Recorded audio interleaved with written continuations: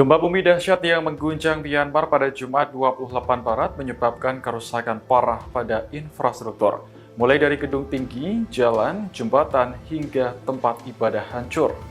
Video yang dirilis Fiori menunjukkan situasi di kota Mandalay porak-poranda. Ketua Junta Militer Myanmar, Jenderal Min Aung Hlaing, meninjau langsung lokasi terdampak gempa. Ia menyaksikan bangunan di sepanjang kota hancur dan benteng sebagian runtuh. Sementara itu, warga yang kehilangan tempat tinggal masih belum mendapat tempat layak untuk mengungsi. Ada yang berlindung di bawah kolong hingga tidur di trotoar. Laporan terakhir pada Sabtu 29 Maret, jumlah korban tewas di Myanmar mencapai 1.002 orang. Sementara di Thailand, 10 orang tewas akibat terjebak reruntuhan gedung pencakar langit.